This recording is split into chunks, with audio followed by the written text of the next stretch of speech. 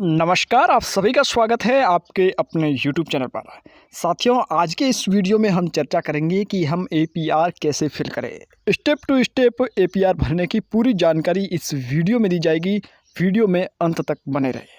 साथियों, सबसे पहले क्रोम ब्राउज़र में जाकर के साला दर्पण सर्च करें। साला दर्पण के होम पेज पर कॉर्नर में दिख रहे लॉगिन बटन पर क्लिक करें। जैसे ही लॉगिन पर क्लिक करोगे, यहाँ पर दो टैब आपके सामने दिख रहे हैं। सबसे ऊपर दिख रहा है स्कूल या ऑफिस लॉगिन और नीचे दिख रहा है स्टाफ लॉगिन। स्टाफ लॉगिन पर क्लिक करें। इस प्रकार का स्टाफ लॉगिन का डैशबोर्ड आपके सामने आएगा। यहाँ पर आपको स्टाफ ID, पासवर्ड व कैप्चर फिल करके लॉगिन बटन पर क्लिक करना होगा। जैसे ही लॉगिन करोगे, इस प्रकार का डैशबोर्ड आपके सामने आएगा। यहाँ पर आप लेफ्ट साइड देख रहे हो APAR का ऑप्शन है। यहाँ पर क्लिक करोगे, यहाँ पर डैशबोर्ड और FAQ है। यहाँ पर आपको डैशबोर्ड पर क्लिक करना होगा। जैसे ही आपने डैशबोर्ड पर क्लिक किया, यहाँ पर APAR सेशन है। साथियों, 2020-21, 2021-22, 22-23, 23-24 और 24-25 हमें इस बार 2024-25 का APR फिल करना है। 24-25 पर टिक रहने दें और ओके बटन पर क्लिक करें। जैसे ही ओके बटन पर क्लिक किया, थोड़ा सा लोड होगा और फिर आपके सामने इस प्रकार की आपकी प्रोफाइल आ जाएगी। साथियों, ये डाटा प्रपत्र 10 का है जो आपके सामने है। इसको स्क्रॉल करते हुए आप नीचे की ओर जाएं। यहाँ पर आप देख रहे हो 4 टैब आपके सामने हैं। Click to fill edit new APR, दूसरा पेंडिंग APR, तीसरा फील्ड APR और चौथा व्यू APR स्टेटस।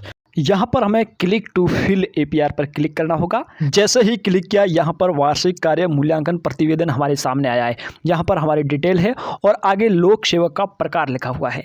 साथियों, सबसे पहले लिखा हुआ है मंत्रालय एवं अन्य अधीनस्थ कार्मिक, तृतीय एवं द्वितीय श्रेणी श्रृंखला के शैक्षिक कार्मिक, व्याख्याता, प्रधानाध्यापक, प्रधानाचार्य और आगे लिखा हुआ है कार्यालयों में कार्यरत शैक्षिक कार्मिक। साथियों, हमें तृतीय व द्वितीय श्रेणी के शैक्षिक कार्मिक का भरना है, तो इस बटन पर क्लिक करें। जैसे ही क्लिक किया, यहाँ पर एक नई स्लैब खुलकर हमारे सामने आ जाएगी।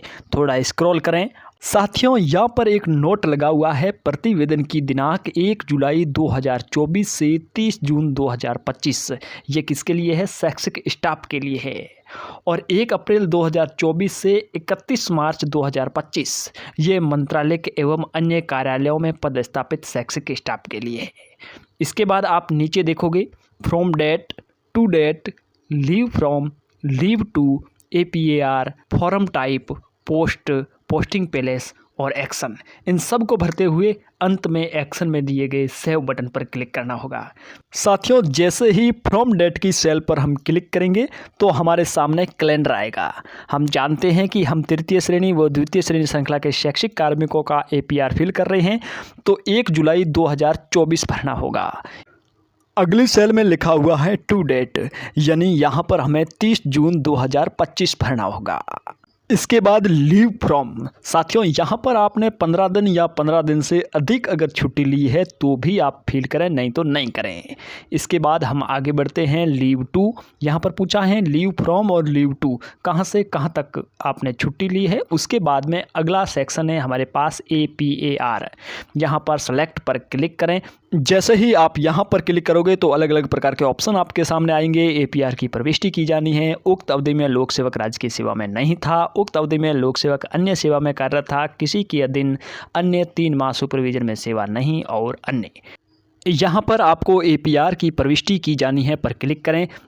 आगे फॉर्म टाइप वाली सेल पर क्लिक करें। यहाँ पर राज्य अधीनस्थ शिक्षा सेवा कर्मचारियों के लिए पर क्लिक करते हुए आगे बढ़ें और अगली सेल में दिए गए पोस्ट में सेलेक्ट पोस्ट पर क्लिक करें। यहाँ पर प्रपत्र 10 से आपकी जो पोस्ट है वो ऑटोमेटिक शो होगी, वहाँ पर क्लिक करते हुए आगे बढ़ें। आगे आपका पोस्टिंग पैलेस है, यहाँ पर क्लिक करोगे तो पोस्टिंग पैलेस भी प्रपत्र 10 से ऑटोमेटिक यहाँ पर आ जाएगा। क्लिक करते हुए आगे बढ़ें और एक्शन बटन में दिए गए सेव पर क्लिक करें। यहाँ पर हमारे प्रतिवेदन का प्रारूप सेव हो चुका है। अब नीचे क्रिएट APR एप्लीकेशन एक्टिव हो चुका है, यहाँ पर क्लिक करें। यहाँ हमारे सामने इस प्रकार का पॉपअप आएगा जहाँ लिखा है APR application create successfully, now please fill reporting and submit APR। यहाँ पर आपको ओके बटन पर क्लिक करना होगा। साथियों यहाँ पर हमारे सामने एक नई स्लैब आई है जिसमें हमें ऑफिसर सेलेक्ट करने होंगे। सबसे पहले रिपोर्टिंग ऑफिसर, उसके बाद में रिव्यूइंग ऑफिसर और उसके बाद में एक्सेप्टिंग ऑफिसर को सर्च करना होगा। इसके लिए चूज ऑफिसर्स पर क्लिक करना होगा। साथियों यहाँ पर मैं आपको बता दूँ, रिपोर्टिंग ऑफिसर हमारे पीईओ होंगे, रिव्यूइंग ऑफिसर हमारे सीबीओ होंगे और एक्सेप्टिंग ऑफिसर हमारे डीओ, प्रारंभिक व माध्यमिक। सबसे पहले हम हमारे रिपोर्टिंग ऑफिसर को सर्च करेंगे। तो इसके लिए साथियों आप by staff ID, by employee ID, by mobile number और बाय पोस्ट आप सर्च कर सकते हैं। सबसे आसान रहता है बाय मोबाइल नंबर, यदि आपके पास उपलब्ध हो तो। साथियों यहाँ पर मैं बाय मोबाइल नंबर से सर्च करता हूँ। अपने पीईओ के मोबाइल नंबर दर्ज करने के बाद में सर्च पर क्लिक करें। जैसे ही सर्च पर क्लिक करोगे तो यहाँ पर नीचे एक नई स्लाइड आएगी, यहाँ पर सेलेक्ट ऑफिसर्स की। अब यहाँ पर सेलेक्ट ऑफिसर्स वाले सेल पर क्लिक करना होगा। यहाँ पर जैसे ही क्लिक करोगे तो हमने जैसे सर्च किया है, जो मोबाइल नंबर लगाया है उससे संबंधित हमारे अधिकारी यहाँ पर दिखेंगे, तो वहाँ पर सेलेक्ट करते हुए आगे बढ़ें। जैसे ही हमने सेलेक्ट किया तो उनसे संबंधित staff ID, name, employee ID, current post और पोस्टिंग पहले हमारे सामने है। यहाँ पर अधिकारी के नेम के सामने चेकबॉक्स पर क्लिक करके सेव रिपोर्टिंग पर क्लिक करें। जैसे ही क्लिक करोगे तो यहाँ पर इस प्रकार का पॉपअप आएगा, reporting officer save successfully. Okay button पर क्लिक करें। अब हमें रिव्यूइंग ऑफिसर को सर्च करना होगा, अर्थात सीबीओ को सर्च करेंगे।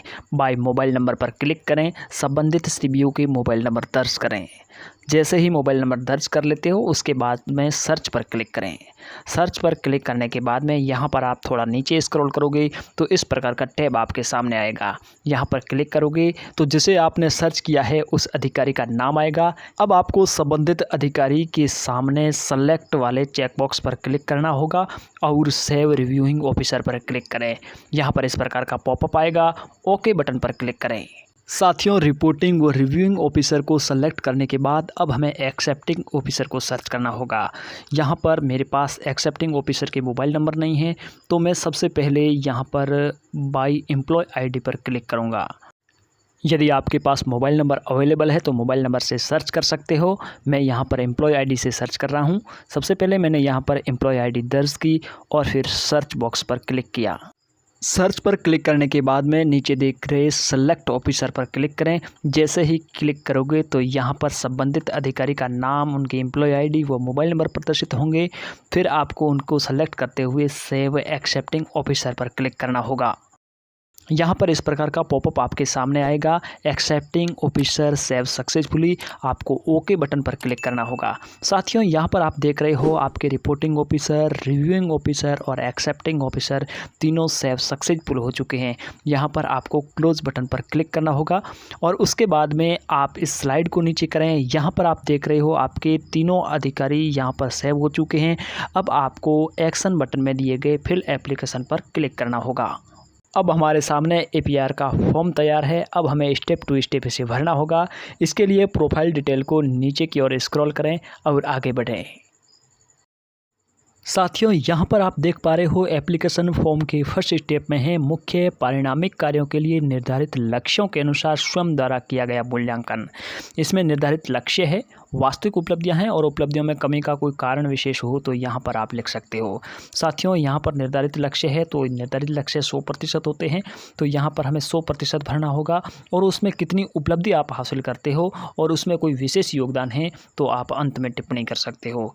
इसको पूरा भरने के बाद में नीचे दिए गए सेव एंड ड्राफ्ट पर क्लिक करना होगा।